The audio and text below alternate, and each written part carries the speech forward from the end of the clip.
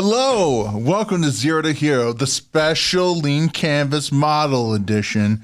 In this particular episode, we're going to be talking about key metrics, key performance indicators, essentially what you need to be knowing about your business so that the money can be flowing for your business. And to me, like, how you measure if a key is good or not is just if it unlocks the door, right? I mean, it's pretty simple. Thank you. Yeah. Yeah, that's true. Yeah, that's the metric. Does it open or not? Yeah. Okay. Does it have flames on it? Have you seen the ones with flames? Anyways, yeah. Michael, what's a key metric? So key metrics, I believe, are more metrics that are showing like the overall health of your business. So these are things you're going to want to track consistently on a broad scale, whereas key performance indicators are often things that are specific actions and results in different parts of your business that help you get a better grip on the data. So the difference between selling cups of coffee, and we always track how many different cups of coffee we sell versus we invited people out to a special coffee tasting event, and we invited this many people and this many people came. And based off of that, we then get a percentage of how many people do we need to invite in the future if we're hoping to get X amount of people. So essentially, yeah, just more broad metrics that help us know where we are versus metrics that teach us how a certain aspect of our business works. A really good example that I found on this random website that, Google helps, but it says metrics include like monthly store visits, white paper downloads, whereas KPIs are targeted new customers per month. So it's, like you said, the broad to narrow. Yeah. One is what's the general direction. One is indicating of like how things are going, sort of thing. Yeah. Cool. The indicator is the one that has indicator in the name. Yeah. I just, even the word like key performance indicators, it really just sounds really crazy and hard to follow. It's a jargon block. Yeah. But, when I think about like what that really means, it's where the kind of, often I would see the actions that are tracked on a specific area would be like actions that you control and results that you hope to come from the actions that you're doing. And then that really just teaches you what's working and to what degree. So an example I used for a recent seminar we did when we were talking about specifically the key performance indicators was how many people I literally DM'd on Instagram to invite to come out to the seminar, and then the results-based key performance indicator, which was how many people actually came to the seminar. And then from that, you can use those numbers and say, okay, I invited 50 people directly and we had 16 people come. And so then I know if I wanted 32 people to the next one, there's a good chance, I would just take the learnings from that other one and say, well, I need to invite 50 more people. Does that make sense? I hope it does. Yeah, I like to think of it as one is the raw material and one is the less raw material. Yeah, result, like the... Yeah, like an example with Be Caffeinated is, we have 200 cars drive through our drive-through in a day or something, and, we sell this many drinks because sometimes, in order, and then maybe like this many also buy a pastry or also buy a bagel or something. And so the metric is just how many people came through the drive-through. The key performance indicator is more like what's the conversion on that, what's the cost per wheels. That would be a fun one. Yeah, or it could be like if we were to take that same analogy of like the seminar invites versus the people that came. Yep. It's like, okay, we had 300 people go through the drive-through. That's awesome. We're constantly tracking that. But what if there was, for this specific week, there was a push to say for everyone that's going through, you ask them if they would like to add on a muffin, and so. Then, or if they want to leave a Google review. And then we would say, like, ask how many people do we ask to leave a Google review? How many more people than normal added a Google review? And then that teaches us a little new part of a new tool we have. Yeah. So as someone who basically lives in the social media world, KPIs, that means key performance indicators, that's what we call them in the biz, they are everywhere. And depending on who you're talking to, you're going to hear a lot of different advice about how many KPIs you should be tracking, which ones matter, which ones don't. So whenever you're first getting into it, we really recommend keeping things simple. You do not need to be tracking 1,000 things or hundreds of things please or don't. dozens of things. Literally, you just need like the bare 27. Yeah. Well, maybe not that. That's a bit much. Just kidding. Yeah, just the key things to let you know you're going in the right direction where you want to be. So, for example, as the marketing guy for Be Caffeinated, my overall goal with our social media is I want it to grow. I want to get bigger. But other goals within that are I want our community to be more engaged. I want our community to care about what we're posting. And so some easy things I can go for that are obviously from social media. There are so many different data points you can pull from that. There's so much you can analyze and so much you can try to interpret. But really all that I need to know is how many people are engaging with our post and what those posts contain that's like leading to them engaging and being able to track that. So my KPIs can just be stuff like, okay, how many people liked, shared, bookmarked, commented on this? That's my engagement. That's my engagement point. Like, okay, we got this much engagement.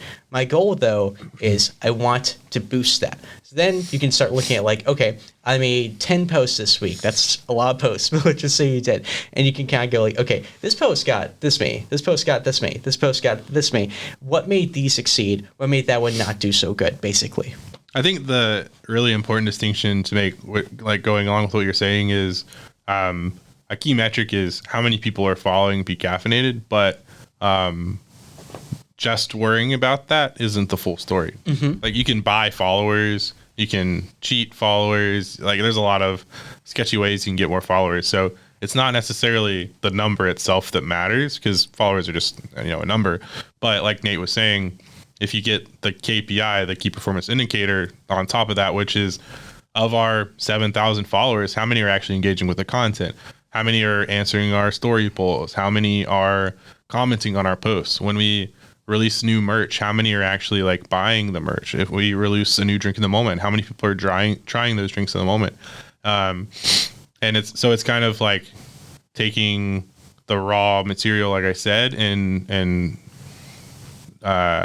manufacturing it into a usable indicator.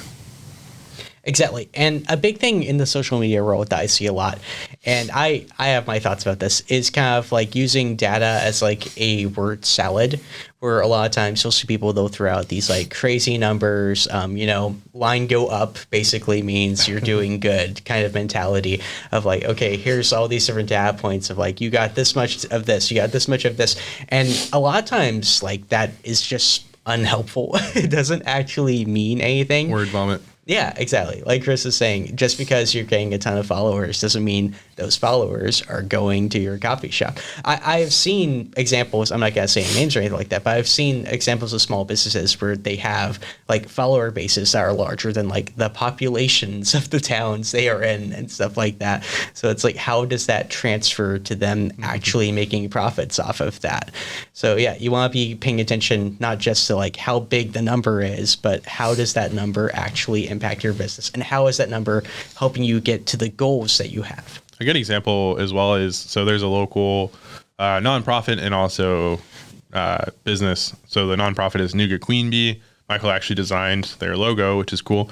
And then they have Nougat Honey Pot, which is their like more businessy Instagram. But it's basically a local woman named Carmen who does beekeeping, and she's trying to help minorities, women, and LGBTQ community kind of get involved with beekeeping, because typically it's old white dudes that are doing it and don't really want to have other people involved, unfortunately.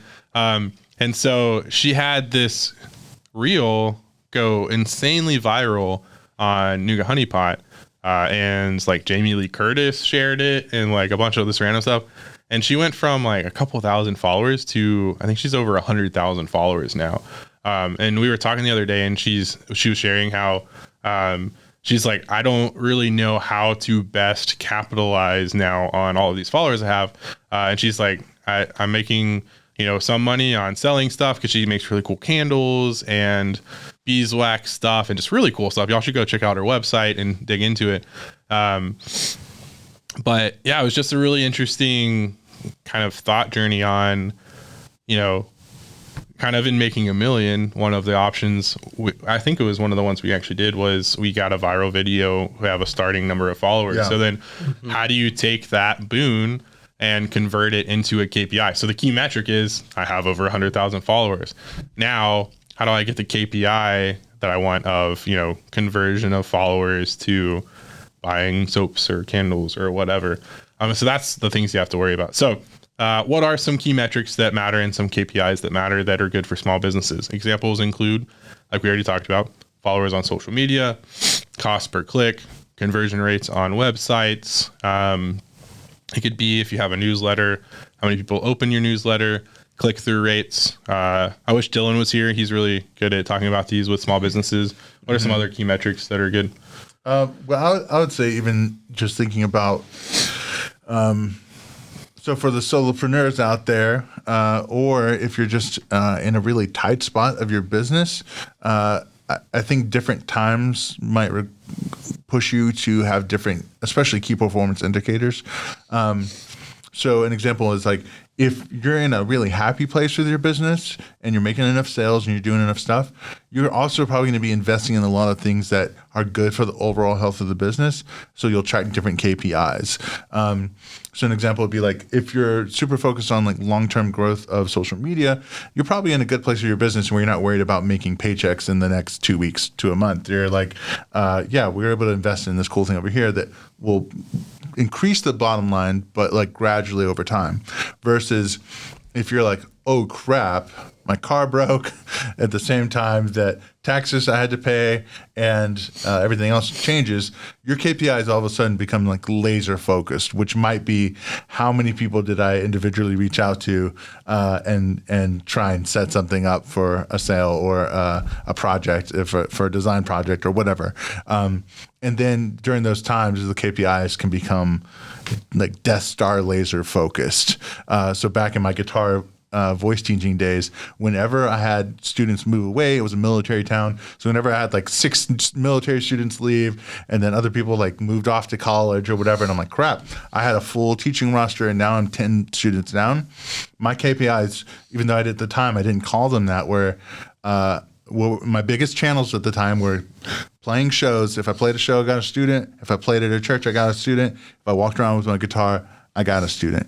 And so I was like, how many shows can I play this month? How many churches can I play this month? And how many times can I walk around town with my guitar and just see what crazy things happen? And during those times, knowing what had worked in the past, by using those things, I was able to say, cool, I'm going to create a goal of I want 10 students by the end of the month. And by using my KPIs around shows played, churches played at, and walked around with a guitar, I was able to reach that goal really easy whenever I super needed it. So I think there's that side of it of like, sometimes you just need to Death Star laser focus the most few important things and forget everything else. And then in the happy and like good times, you can focus on how to strengthen your position so you hopefully don't get to that place later. That was just a personal tip. That's really great, Michael, too, because that goes into the fact of like, as we mentioned before, listening to like any of these sites or anything, they're trying to like have like these hundreds of KPIs, stuff like that. There is no one size fits all when it comes to KPIs. Every single business is going to have very different ideas of what their metrics are for analyzing their growth, because every business has different goals and different attributes that are playing onto it. So yeah, just as you're like creating your KPIs, keep that in mind, that they need to be catered towards you, not what anybody's telling you they should be, or not what you think they should be because it's what other people are doing. It needs to be for your business. I think it's fun to think about too.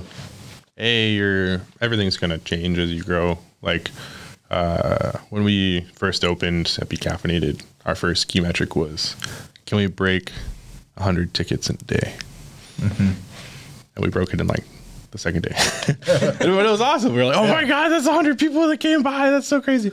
And so then it went up from there. And one of our metric became how high can we get the ticket average? So like, if the average is, $5.50, can we get up to $7? And you do that by getting people to add on stuff like muffins and pastries and getting an extra large drink instead of a small or whatever. And then the key metrics became social media related. Can we get 1,000 followers? Can we get 2,000? Can we get 5,000? Can we get 7,000? And it's just a fun change. So I would say maybe my final tip for this is find the ones you care about, but find a fun one too. Figure out a fun key metric that's like gamify your key metrics. Yeah. Like find one that you're like, it's almost like a game. You're like, oh man, did I reach it today? Because Doug and I, when it was just the two of us, so we used Point for a while and Mint, but we eventually switched to Square.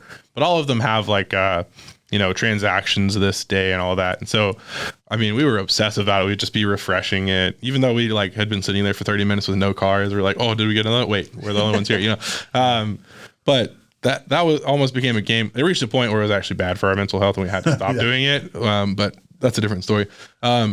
Yeah, find one that's fun and you care about, whether that's followers, whether that's, Facebook followers, Facebook likes. I don't know. It could even be how many Subarus can we get to come by our spot, or how many people with purple hair can we get to come inside the store? It could be really fun ones, but find stuff that's fun, because like business is already hard. It's already challenging. You're going to have your key metrics that like actually matter, but find a couple, even just one that you can just have fun with and just make yourself be not as serious. Yeah, at Becaffeinated, we have several I'd call them like feel good KPIs, stuff like our give back program and how many nonprofits we're able to help, how much money we're able to give to them, how many people we're able to give drink coupons and stuff like that. But those don't really have they do have an impact on the business and its perception, but on paper they aren't you're growing your coffee sales or anything like that. But they're still fun to track, and they show that we're doing a good job on that. Okay. So one of the biggest asks that Becaffeinated gets that I'm adamantly against is a loyalty program. Mm-hmm. So for those of you that love Becaffeinated, this is why you'll never get one. The place I used to work at, Javamos, had a point system of cards. Every drink you bought gave you a point. You could trade in 10 points for a free drink. It was cool. I liked it, except for when something went wrong. And it bred this dramatic sense of entitlement with the customers, and they got really nasty and really upset. If the machine was down, they would get aggressive. And then managers were the only ones that could add or subtract points to cards. So you could only fix it if the manager was there. And then it got to, okay, well, write down my points on a sticky note and then just leave it there. And the next time a manager's. And so it got bad. And it's supposed to be a fun, rewarding thing. And it became this entitled, gross, toxic, not fun thing for anyone involved. So when we opened Becaffeinated, Doug and I were like, we're not doing that. So instead, this is partially because of that, but partially because of just how we want to do it. And don't take advantage of this. Our baristas are fully allowed to give away a drink at their discretion, sometimes even pastries. If they see someone is crying in the drive-thru, if they see they're upset, if they just think it would really impact their day, they're allowed to hand it out for free, no questions asked. There's questions after 100 in a day, but no, that's never happened. But so we, instead of doing a True and Blue loyalty program, decided to let our baristas handle that themselves. And part of our training is the conversation where I say, you are allowed to give out drinks to people as long as it's for a reason. And that reason could literally just be to make somebody's day. So it's some people call it a spontaneous loyalty program. We had a point where, at one point in our history, where people were required to hand out a certain amount per week. And that was fun, just to hey, you have to give out this many drinks by this week. And that's a fun KPI. So for those of you with businesses that have employees as well, it's really fun to get them involved. Jess with the pottery place was telling me that she has her employees place bets on their daily sales at the pottery place and over under sort of stuff. And so that not only is that fun for them, but it gets them involved in like, now they're going to try and sell an extra tree because they like want to get to the total that they said it would be, and so just get them involved, make it fun, and just get creative because like, if a drink costs us, I mean, I'm not going to tell you how much it costs. It doesn't cost us as much as a lot of people think, but it's also way more than a lot of people think, I feel like. But that cost is well worth the smile, the joy, the happiness that the customer feels, and also that the barista feels in being able to hand that out.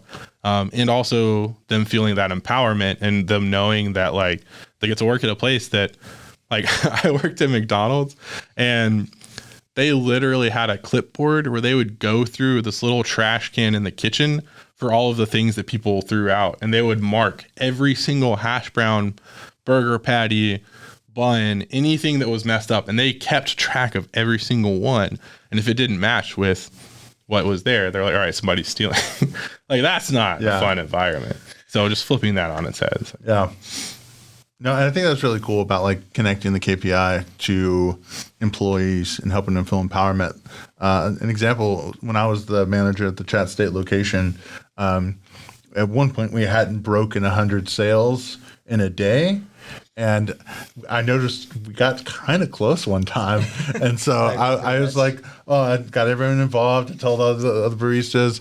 And then it was also like a fun way to get the community involved in terms of I literally one day I was like, today is the day we're going to break 100. And so then I just like walked around the campus and told people like, hey, we're I said, I did it kind of weird way, but I was like, we're celebrating hitting our first 100 sales in a day at the Chat State location. We haven't done it yet, but I'm hoping today's the day. Do you want to come help be a part of this momentous occasion? And it was like a funny way to do it, but a lot of people got a kick out of it. And then they would get their friends to come out and be like, oh, come on, let's go. Let's all go get it. And so we hit that. Yeah. I remember we weren't there yet. And Nate was actually the guy took over for the rest of the day and pulled us to the finish line. So that was super fun. Yeah. So that was a good one. So that was a fun use of a KPI for the day. But final tip from me on key metrics and KPIs, something we already said, I'm just going to reiterate because I think it's that important, is keep it simple. Keep it really simple. Stupid. Keep it simple, stupid. I would say this is one of those things like similar to developing habits. Tracking these things for your business is a habit.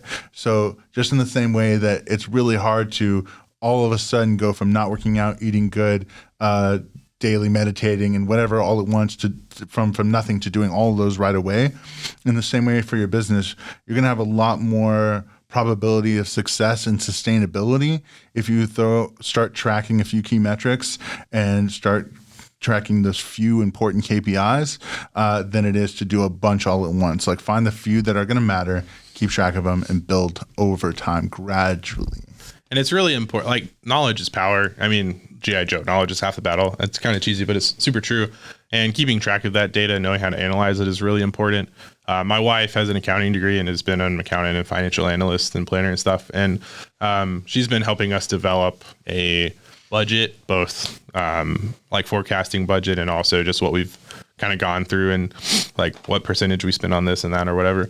And it's really impactful to see, for example, how much money, like what percentage goes to our labor costs, what percentage goes to our cost of goods sold, what percentage goes to rent. Like 6.4% of everything we make goes to rent.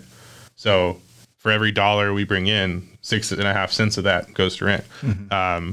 So just like putting stuff on that is really impactful and also really makes you think, and you can see like glaring numbers where you're like, that seems like a lot for that. And then you can dig into those and try and figure out why.